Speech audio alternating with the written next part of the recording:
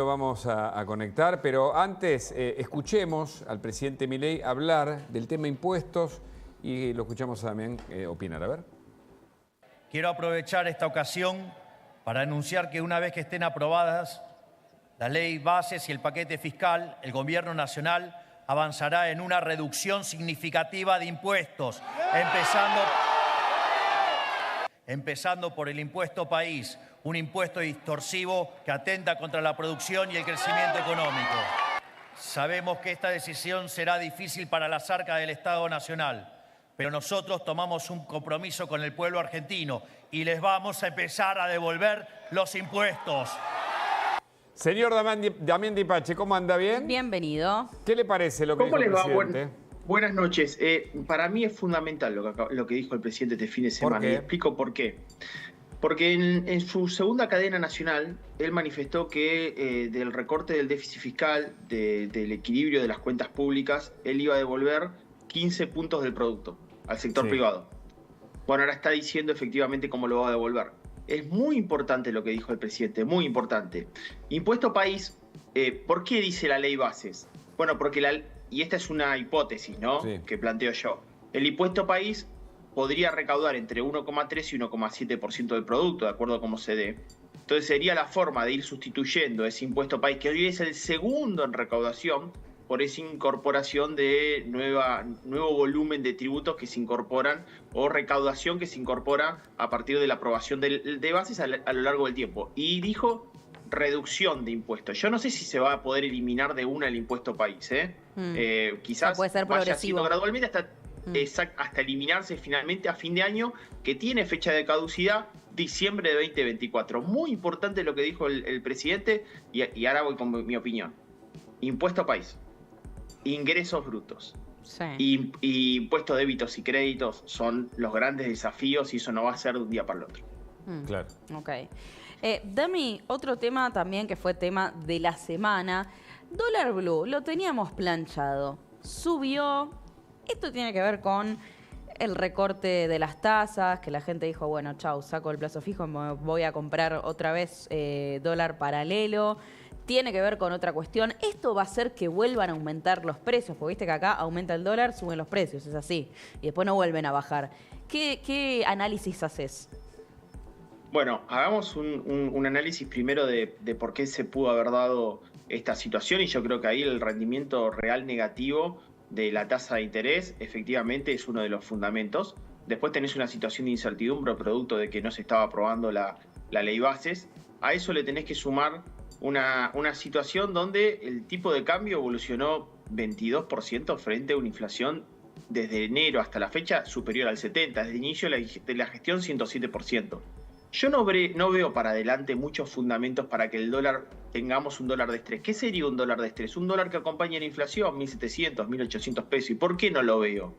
Porque la realidad es que el Banco Central de la República Argentina sigue acumulando reservas. Ahora hay un dólar blend para el campo que aceleraría un poquito más el ritmo de liquidación. Por otra parte, tenés una situación donde en el mes de junio, estacionalmente, se da el proceso inverso.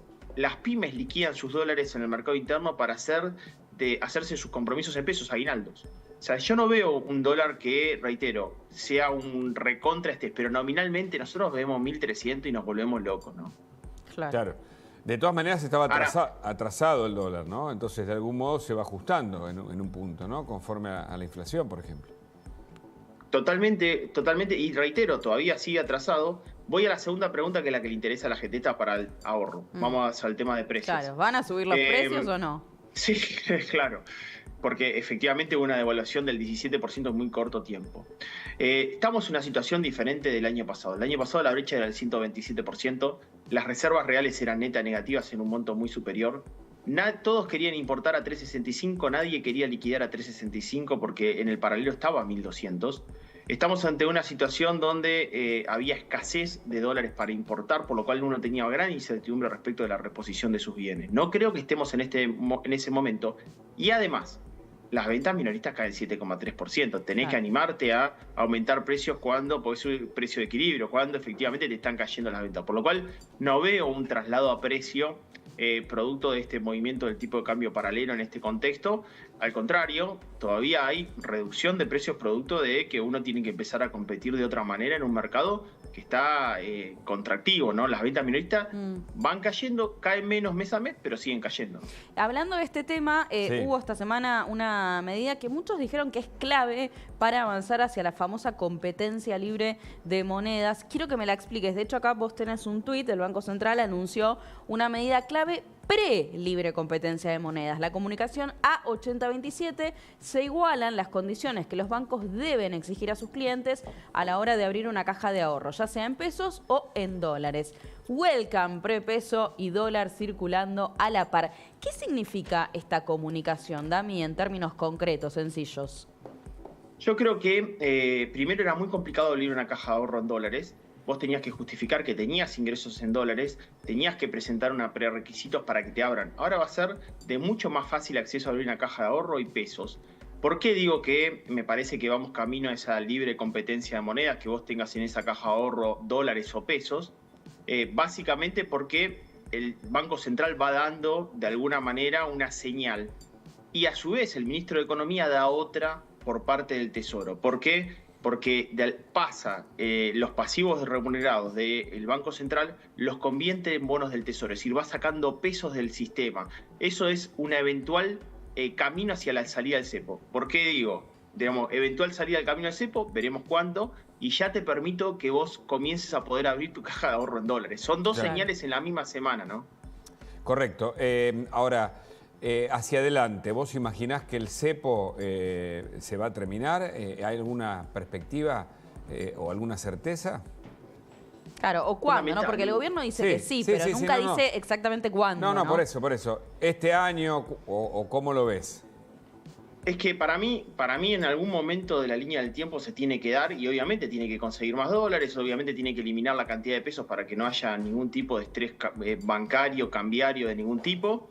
¿Y por qué digo que es importante? Suponete una eventual sanción de la ley base, suponete un régimen a las grandes inversiones aprobado, con contenido local, con los cambios que pasan de senadores a diputados. Sí. Y es difícil que venga una inversión extranjera a 897 pesos si se tiene que ir a contado con liquidación más impuesto país. Claro. ¿Me entendés? Girarlo a su utilidades y bien. Entonces, me parece que es fundamental para que esas inversiones extranjeras directas lleguen y hay que levantar el cepo. Entonces, es verdad. Y está bien que no digan cuándo, porque la realidad es que no tiene una fecha. Tenés que generar las condiciones para que eso se dé, ¿no? Claro.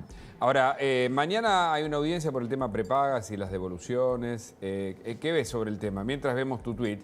Mañana a 10 de la mañana, audiencia por plan de evolución retroactivo entre el 2012 y el 2024. Cuotas prepagas, 16.128%. Salario enfermera, 14.521%. Inflación, 21.656. Problema es ingreso en una economía que no creció. En mismo periodo distribuimos escasez y todos pagan el costo. Entonces se sumaron, ¿no? Además, nuevas prepagas en la última semana. Se sumaron nuevas prepagas que mañana tienen que participar de esa audiencia.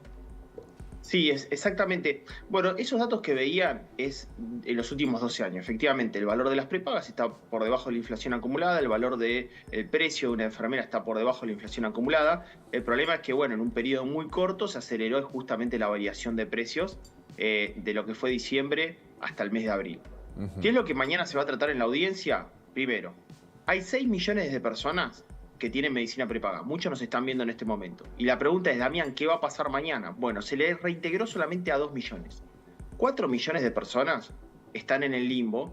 ¿Por qué? Porque son corporativos, es decir, pertenecen a alguna empresa que no es contratación directa, o lo hicieron a través de su obra social. Esas 4 millones de personas mañana deberían tener una respuesta en esta conciliación que implica en cuántas cuotas se van a devolver. Las grandes empresas de medicina prepaga van a pedir que sean 6 cuotas. Las más pequeñas piden más cuotas para efectivamente oxigenar esa caja en el tiempo.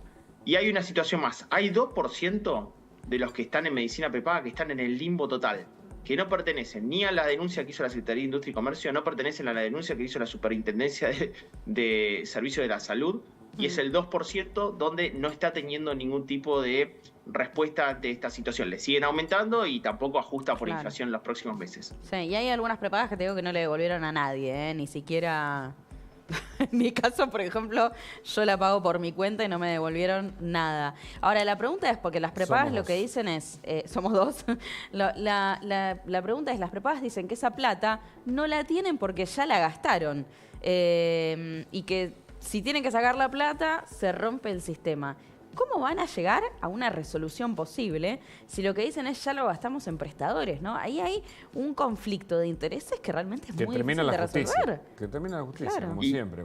Y la realidad que pienso en términos objetivos. Si vos diste una paritaria, si vos efectivamente en ese periodo tuviste un incremento de tus costos, probablemente entre en un nudo gordiano, por eso la importancia de una conciliación para ver cuál es la mejor resolución.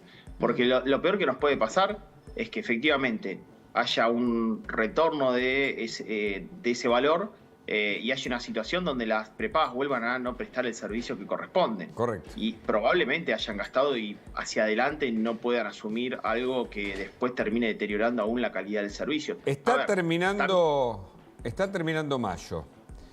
¿Podés anticiparnos la inflación de este mes que está transcurriendo o demasiado? El consenso de consultoras, para no decir solamente nuestros datos, ven que efectivamente la inflación vuelve a desacelerar.